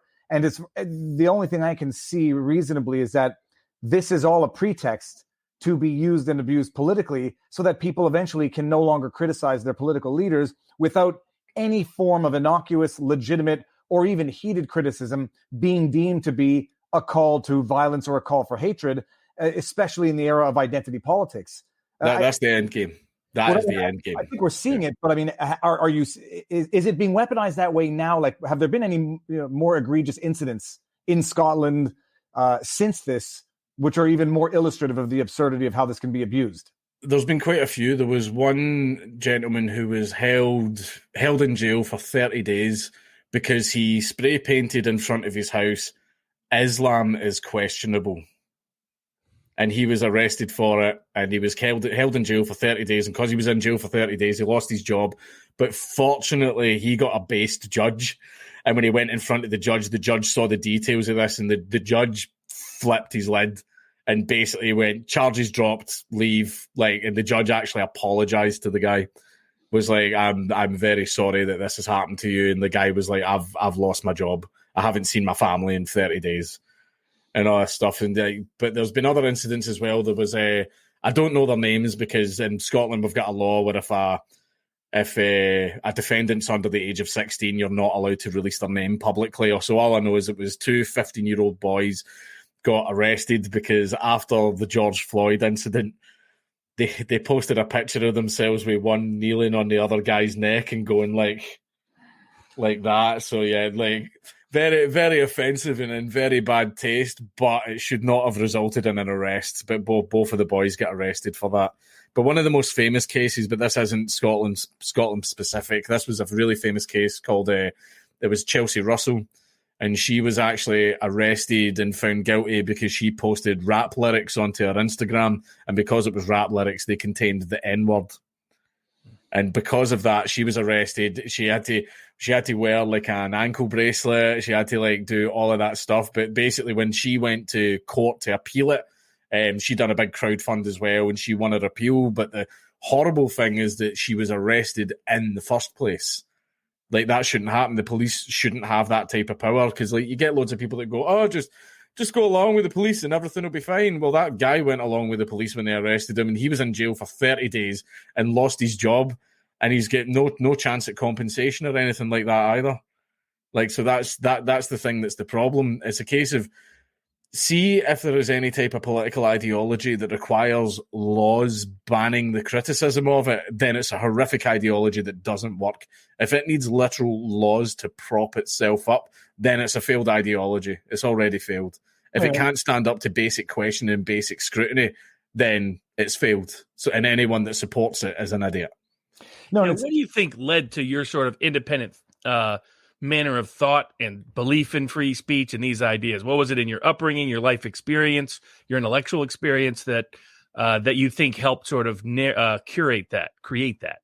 It was sort of, I grew up watching, like, when I was really young, my grandfather used to watch a lot of Mel Brooks movies, like Young Frankenstein. Young Frankenstein was one of the that was his favorite. And that's the one that he would watch all the time. But my personal favorite is Blazing Saddles. It's got to be Blazing Saddles. You say you watch Blazing Saddles. One day it's going to be a crime to even say you watch Blazing Saddles. Oh yeah. No, under Scottish law, Blazing Saddles is a hate crime. It is a hate crime. Spaceballs is a little bit softer, but yeah. And Count, have you seen The Jerk? Have you ever seen Steve Martin's The Jerk? No, I've not seen that. It is a must-watch, and everyone watching, it's a must-watch. And this is the irony of all of it, is that it would be a cancelable offense today. I even think you couldn't air it today. But that movie represented everything that was good in race relations and the human side of the world. And you can't air it today because what pointed out the absurdities of racism in that movie today would be overtly offensive to the hypersensitivities of those looking for problems everywhere. But it's a must watch. Yeah. History of the World Part 1, very similar. Another great Mel Brooks film.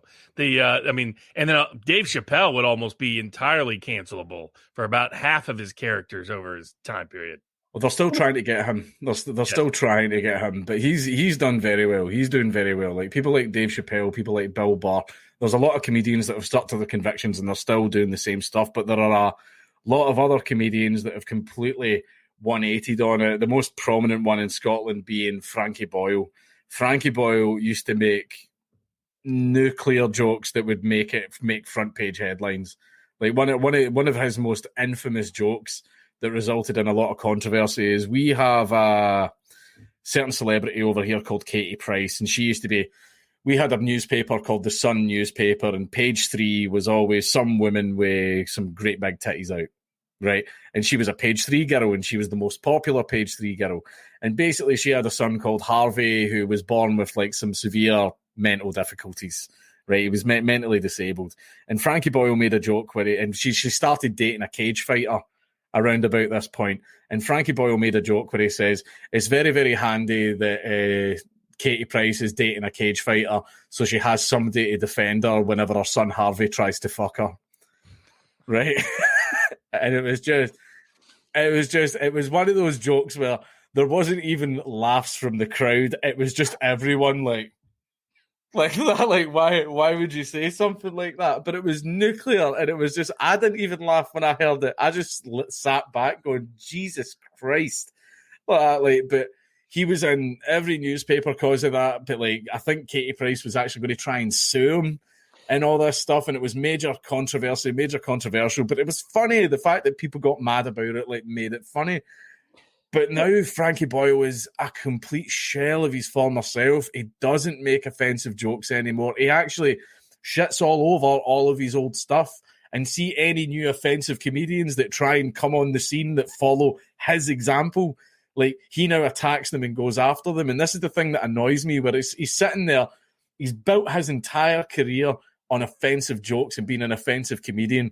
But now that he's finally got his big mansion paid off while he's sitting next to his pool drinking Cristal, he's like, I've actually decided that jokes are bad now, guys. And we shouldn't do them anymore. It's like a guy that's already won the lottery that's turned around saying things like gambling's bad. Like that man, like he won like 10 million at the poker table, and he's like, I've decided gambling's bad and no one else should do it now. It's easy for you to say, you're set up for life now. But if anybody tries to do exactly what you did, apparently we're the bad guys for it. See if that's how he feels. Give all the money back. Sell your mansion, sell the bottles of Cristal, sell your Lamborghini, give all the money back. That's blood money. That's offense money.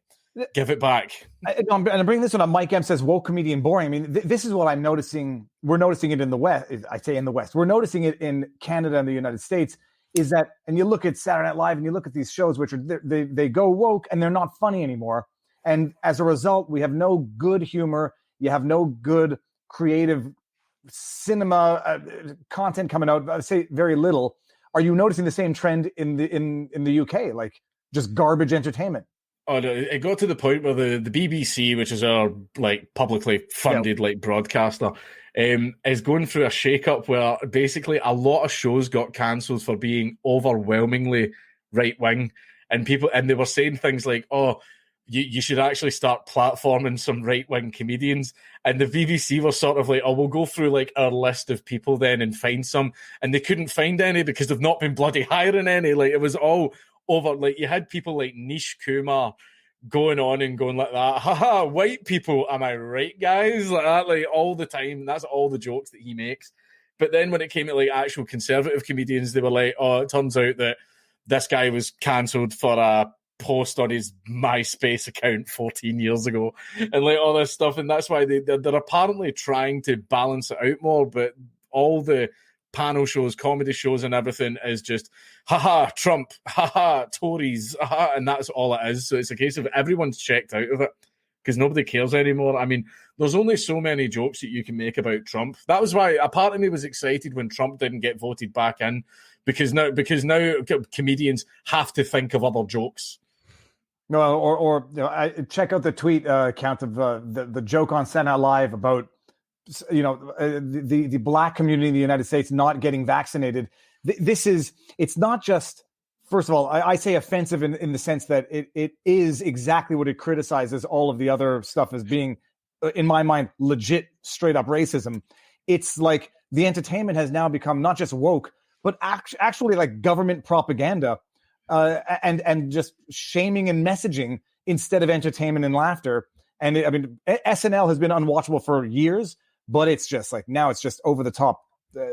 It's over the top toxic, but and it's terrible. Like we used to have Kids in the Hall in Canada, was great, edgy, offensive. Can't do it anymore. And the last saving entities are South Park, and I guess that's pretty much it. I can't think of anything else. It's particularly ironic given how much great both Canadian but British and English humor. Monty Python. Monty Python probably could not be made today. I mean, you know, half of it would be offensive humor at some level. I mean, the whole thing was making fun of Christianity as an example. I mean, the search for the Holy Grail, all the rest of it. How much has it influenced ordinary, everyday culture of the people you know in Scotland? Like, how much of this is, BBC doing what they're doing, the institutional people doing what they're doing, the Twitter folks doing what they're doing, but how much trying to influence culture, but how much are they actually winning appeal, approval, and beliefs amongst the broader, more working middle-class cultures of, say, Scotland? The one thing that I have noticed an awful lot is no matter who you ask, be it left or right, they will both tell you the BBC is biased. And it's like, well, someone's not telling the truth here. And that's the one thing I've noticed is a lot of people don't like the BBC. And if you look at old media, like their numbers and their statistics, they're dropping. They're dropping because the overwhelming majority of people are on YouTube. Like my YouTube channel gets more hits than Scotland's biggest newspapers. And that's because that's where a lot of young people are migrating now. Like the future is going to be the internet. Like everyone's going to be looking at stuff on their phones. Nobody, like who even buys a physical newspaper nowadays? Like bird owners, right? Those are the people that buy newspapers. Nobody does that now, but like and I'm noticing that the younger people, they are you're getting some that go to university and get their head filled up with all this. I'm a pansexual demigod or whatever nonsense and all that, but you're getting like that's a small minority of people. The vast majority of people are quite of the ethos of just let people enjoy what they enjoy. And it's like, but the arguments that they're presenting now is one of the ones that I absolutely hate is offensive comedy and memes and stuff can inspire hate and cause you to go out and attack people. And that is the exact same arguments that were presented back in the 90s about rap music and video games. It's the exact same arguments applied to some of this. This could inspire violence. This could inspire this. This could inspire that. Except instead of some old grumpy man telling it to you as some little blue-haired feminist. And it's the exact same form of argument. And it's a case of like entertainment is just that, entertainment. For example, like I don't play Grand Theft Auto and want to go out on a giant killing spree or anything like that. Same as I don't hear a joke and think, should minorities really be alive? Like that, like that's like, nobody's going to make that connection. If anybody does make that type of connection from something like that, then the problem was with that person. And I believe something was going to go bad sooner or later if there's someone that thinks like that. It's beyond that. I mean, I say it's overtly counterproductive because there is very little humor that actually, in my mind, inspires true hatred. The people who are filled with hate don't go to humor for inspiration. The real problem. The left can't meme. No comment. But I say the real problem comes into play when you criminalize behavior which in children is children's conduct, and you criminalize and destroy their lives and effectively turn them into the criminals. And whereas in adults, it's just immature behavior. And if you don't like it, change the channel. Yeah. But when you start pressing charges against 16-year-olds for doing something which will haunt them for the rest of their lives, you're actually making the criminal. You're not preventing criminality. And it's what people don't understand about more and more laws, excessive laws, is you end up turning innocence into criminality. And it's not just, it's totally counterproductive. And above and beyond all the other issues. But you stigmatize a 16-year-old kid for the rest of their lives. That's going to have more destruction and more negative effects than just letting kids, be stupid, and learn the consequences the normal way, which doesn't leave lasting scars. One of the things that I work with a lot of people that have been charged under the hate speech laws, and some of them have been like genuine racists that were saying some genuinely racist stuff. Excuse me 2 seconds. Yeah. No, I'll say why you're saying that. We already had laws to deal with that. Every country already had laws to deal with that. And you didn't need to make those laws even more excessive and more extreme. That was the thing is they say as well is, if you're allowed to make these jokes, what's going to happen if someone goes out and like punches a black guy? I'm like, they'll be arrested. So that's like, it's not, we need to protect people. We do. We've got laws. It is illegal for me to physically assault people. It's illegal for me to kill people. Like that. If I do that, I will go to jail. But now they're bringing in laws where it's like, we want to sort of carefully construct the information that's in your head so that you don't even think about doing something like that. And it's like, wait a minute. Like that is, I hate using the word Orwellian, but Jesus Christ, is it so applicable? Is it so applicable to the modern when day? they're arresting people for Facebook posts, and setting aside the most egregious example, what happened to you, Count, was Orwellian with like a touch of absurdity, even more so. What happened to you is ridiculous. And I appreciate people find it very offensive and yada, yada, yada. Yeah. No one watched that and actually got inspired to do anything. I don't even think anyone even purported humorously to do that. And what happened is an abuse of the legal system. It's an abuse of the legislative system. And people don't appreciate what they're losing until they come after them, because at one point in the not so distant future, silence can literally be deemed to be violence. And it's not even going to be enough not to say anything. It's going to be compelled to say something in order to not be in violation of the law. Yeah, it's basically good. In the future, like that was what happened in Stalinist Russia. It was very hard not to break the law. It was very, very hard not to break the law. In fact, sometimes you hadn't even broken the law, but the arresting officer would just invent a new law on the spot. That's like, I know what you were thinking. You were thinking bad thoughts about Stalin. I'm just waiting here for my bus. So no, doesn't matter. Off you go. Off to the gulag. Strung up the piano wire. How much of your audience, like my take is a lot of this audience wouldn't even be engaged or be concerned with politics, but for woke culture trying to impose itself through the state, through its control of media and entertainment upon so many people who would have been on the left, or apolitical 10 years ago, are much more engaged, involved, and resisting this because of what woke culture is trying to do. How much do you think that's true of your audience and your experience? I think it's reversing all the work of the 90s and early 2000s, because basically, like, the media we had back then, like, yeah, it was more offensive, yeah, it was a lot more edgy, but a show that had, like, a diverse cast could be on the TV and nobody would bat an eyelid. Nobody was seeing race. Everything was going very, very well. Like, one of the best quotes, I seen this actually not that long ago. Do you remember Red Dwarf? Red Dwarf, it was this old sci-fi show, but the special effects were absolutely trash, but that's what made the show good. Like, they were terrible on purpose because it added to the charm of the show. And basically, it was a very diverse cast. And Craig Charles, he played the lead. He played Lister. He made a quote saying, the reason that Red Dwarf was so popular wasn't because the cast was so diverse, but it was because no one talked about it. Nobody, like, the fact is the cast was diverse, whatever, people didn't make a big deal out of it.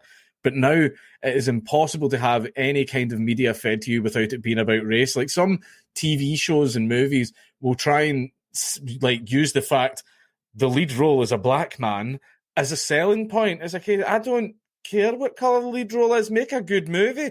Make a good movie. Make a good TV show. That's what I'm interested in. But now it's like, it's an all-female cast. Tough luck, men.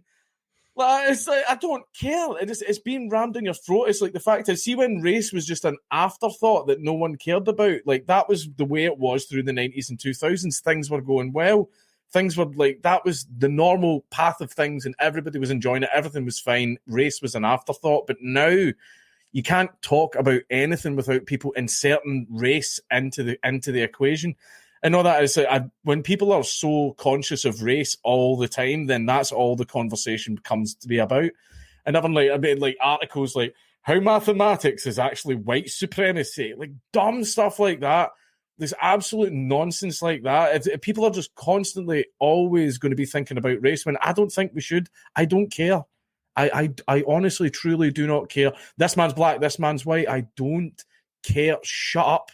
No, but shut up about race. This is the catch-22. Care about race, you're racist. Don't care about race, you're racist. And it's not just that it ruins conversation. It makes everyone walk on eggshells, and it makes everyone acutely sensitive and ultimately resentful to the fact that they can't treat humans like humans. They have to have, as a pre-filter, running everything through the racial, gender, ethnic filter to say what you can and cannot say and how it can be misinterpreted, instead of people just engaging in normal human discourse. And it is destructive on all levels. I don't know when it got so bad, but it's definitely the last, 5 years. And I don't know how it gets better or how long it takes to get better, because it's conditioning, and it's conditioning to and able to treat people as humans without first passing them through a racial, ethnic, gender filter. And I forgot the second half of that sentence, but it makes it impossible. I think it's going to be a phase that everyone's eventually going to grow out of. I think eventually, like, these people are going to grow up and realize what idiots they'd been. Like, see, for example, I was a communist when I was younger and everything, and then I grew up. And then I got my own place and I started getting jobs and I started owning property and thinking, what the hell do you mean I need to pay taxes? So, right. So that's obviously, like, as you grow up, like, a lot of the vast overwhelming majority of the modern left movement are teenagers. They are, like, they're all like teenagers, but then the older people that are a bit more world-wise, they're all sort of, center right or center left. Like the 90% of people are in the middle of the political spectrum, where they're just slightly center right or slightly center left. But of course, if you're in the right side of the spectrum in any way, you're a Nazi, racist, white supremacist, bigot, fascist type person.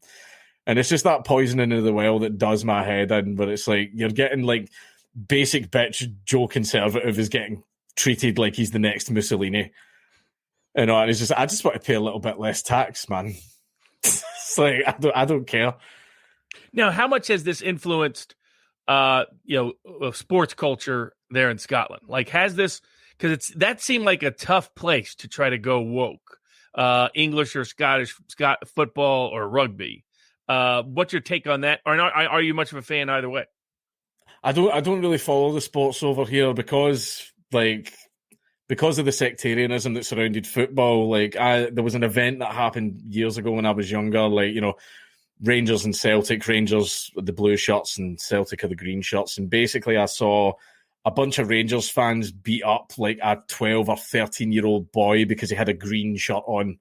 And that sort of stayed with me. And I was like, I don't want anything to do with football, so I've never been interested in it. But over here, we haven't had anyone, like, taking a knee or anything like that during the anthem or anything. Like, we haven't really had that. Sports have kind of been quite normal for the most part, at least when they're allowed to happen, with the coronavirus restrictions. But, like, apart from that, no, it's actually not been too bad. It's not been too bad over here as far as sports go. For example, we don't have a great big 6'8", like roided out transsexual weightlifting champion or anything like that. Can you believe that person came first place? Yeah, I totally believe that. No, there was this is the amazing thing where it becomes controversial to even say that it's one thing to absolutely believe in rights for some, but not to the point where those rights begin to trump existing rights for others. And people don't seem to appreciate that what they're promoting for certain rights are going to usurp and override the other rights that another group has spent years fighting for. And so, but it's become political litmus tests to cast people off as far right extremists or tolerant opposites. What how is gaming culture, by the way? How much is it still being bombarded by wokeism? Oh, I swear to God, like, Gamergate. When was Gamergate? 2014. Yeah, I researched it in 2016 because I was going to make a bet on Trump over in Dublin and London. Didn't make it up to Glasgow, but and part of it, I was trying to figure out this whole new subculture of these sort of memers, these people who I would have associated with the left 10 years before, who a lot of them were putting up all these crazy, funny memes about supporting Trump. I was like, where did this whole group come from? And a lot of it was related to Gamergate and to the whole narrative around it, and just the attempts of wokeism to infect and this sort of cultural totalitarianism where it has to be our ideas or no ideas. I was wondering where it's at now. Yeah, well, Gamergate itself was missold as to what it was. Basically, like, gaming journalism, I don't understand how on earth it's still popular, because all it does is shit all over gamers all the time. And, gamers are racist, misogynist, Nazis, but, like, all the time. And the reason that Gamergate started, right, and this is the thing, is, like, if you ask most journalists, they're like, Gamergate was about harassing women And it wasn't. Like they're calling it harassment because a woman got caught doing something sketchy. Basically, a certain female named Zoe Quinn was basically friends with a lot of male journalists, and she had a boyfriend, but it turns out that she was cheating on him by sleeping with other video game journalists so that they would give favorable reviews of her game. And the giveaway was that her games were atrocious. Our and games people were were wondering, how does she terrible. keep getting good reviews when these are awful, awful games? And all that happened as a result of that was people pointed it out and they were going, she's sleeping with people for these good reviews. She's sleeping with people, right? And what happened was a bunch of people were like, that's terrible, Zoe. You shouldn't do that. Video game journalists, you also shouldn't be trading good reviews for some coochie, right? And what happened was all the journalists piled on going, we're being harassed. Gamergate is about harassment of women and hating feminism and all that type of stuff. And that's a thing that I see all the time where some journalist or some idiot will do something bad, do something terrible. And then when the online community goes, you've just done something bad, you've just done something terrible, this person will then go, I'm being harassed. I'm being harassed. They look at these trolls harassing me. And this is these people talk about it's not cancel culture, it's accountability culture. But whenever the internet tries to hold them accountable, it's harassment. Yeah, even when it's Glenn Greenwald. Even when Glenn Greenwald is pointing out, I mean, a long-standing, great leftist investigative journalist, when he points out, by the way, this is terrible what you guys are doing, all of a sudden Greenwald is now a harassing troll for the poor victimized journalist. Yeah. Like that's the thing is it's like they just go, why aren't you letting me get away with awful things, you trolls? I should be allowed to be an arsehole if I want. I should be allowed to do terrible things. It's like me, you catch me in your house stealing your television and you're like that. What the hell are you doing? Put that down. It's like, this is harassment. I can't believe you're harassing me. As I'm walking out the door with your TV, that's harassment. I can't believe that. Trolls, internet trolls. That's like, honestly. It's part and parcel of the game. It's to weaponize all aspects of identity politics to make some beyond criticism, and any criticism that may be legitimate, delegitimize it on the basis of some form of identity politics. And it is the awakening effect of the democratizing of information on the internet, which is why it has become so ever important to control the free flow of information on the internet using the exact same tactics. And so, create fluffy rules that allow you to shut certain people up and shut certain people down. And that way you can protect other people from legitimate criticism and weaponize all of these very same things as the pretext to do it. It's a dangerous world. Question. I didn't realize until I was over in Europe, because like Americans perceive like, okay, oh, that's a Scottish accent, that's an Australian accent, that's a British accent. I didn't realize that there's clearly an American accent. Do you, when you hear an American speak, do you go, oh, American accent, or is it more mixed in terms of recognition? It's sort of, see, because like the vast majority of our television over here is American. It's all American shows, it's American movies and all that type of stuff. Like we know the accent like very well, but you get lots of people like, see, whenever I was over in America, I had so many people going like, oh, Irish. And I was like, no, I'm not Irish. I don't mind Irish. Irish is fine. If they called me English, then I would be offended.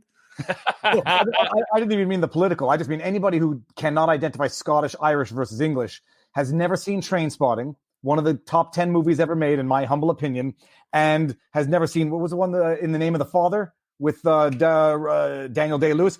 I guess another reference. But if anybody wants to know something that you're never going to forget, when you compare the Brits or even all Europeans with all North Americans, you're going to notice that not only is there the accent difference, there's the difference in where they speak from. Europeans French and English, tend to speak more from the chest and the stomach, whereas North Americans tend to speak from the neck and the throat and the nose. And once you get, it's not just the accent, it's the depth and the either nasalness or the throatiness of the accents. And once you notice it, you'll never not notice it. Compare the French from France to the French from Quebec, and the Brits and the UK to the United States and Canada, and you'll notice it every time. Right. My favorite type of Americans are the ones that come up to me and go like, "Oh, I'm Scottish." So, that's why I'll just be a complete dick back to them and go like that. Fisker Mahul, Dunyaki Marhau, and that's when they're like, what? It's just fun. It's just fun to wind them up. You know, man. But yeah, we don't like those ones. We don't like those ones that are like, I'm Scottish. My great grandfather's dog was Scottish. Like, shut up. I love it also when when the Brits or the UK make fun of the American accent. It's they do it quite well. We've got the Trifecta's Amazing Cheer, gents, and we had one's thoughts on Section 230. Well, I mean that we've talked about that one at length, but Count. I mean, so future for the channel, plans to grow, and any restraints? No, I'm going to get. Hopefully, I'll get a property that has a roof. That'd be nice. And then once we get everything up and running, I'll be doing 6 videos a month on the main channel. I'll be doing 2 videos a day on the second channel. I also have plans to start filming a comedy skit show. I've got plans for documentaries that I'm going to do. I've got all types. I've got my fingers in a lot of pies right now, and I'm very stressed. But hopefully, at the end of it, it will be worth it. No rest for the wicked, and you can't keep a creative person down. Count. Sorry, I just hit my mic again. Let's do. We'll keep it under 2 hours. It makes it much easier for my end to transpose this into the podcast and save the video. Thank you. I mean, it's been phenomenally eye-opening. Everybody knows where to find you, but your channel. I mean, give them the names of your main channels, and I'll put the links in the pinned comment. But everyone already knows you. Yeah, it's just Count Dankula is the main channel, and then Count Dankula 2 Electric Boogaloo is the second channel. Amazing. Well, we'll do this again if you want to come back on anytime when things happen that are worthy of discussion. We'll do it again. Stick around. We'll see our proper goodbyes. Robert, just one last question: any particular favorite Scottish film? Scottish film. There's some classics, but there is one. It's not a funny movie. It's not a funny movie at all, but it's called Sweet 16, and it's about a young Scottish boy who's about to turn 16, and it's about his involvement in organised crime and basically the type of upbringing and stuff like that he had. It's a very gritty movie. It's not a happy movie in any aspect, but it's a really good Scottish movie. It's called Sweet 16. Fantastic. We got someone here who says Shallow Grave. I remember that. That was with Ewan McGregor, if I'm not mistaken.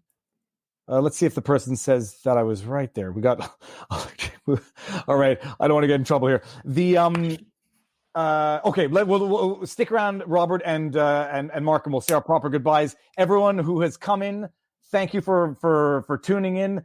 Leave a thumbs up, share the video, and if you like this, well, we're going to keep doing this because I love the fact that we are now at a place where we can bring in all these voices and have these discussions, which some people want to have, other people don't. And I genuinely love getting the perspective of other people, and not to make light of the experience, Count, but especially in light of what you've experienced. I think everyone needs to know this and appreciate it in order to learn from it.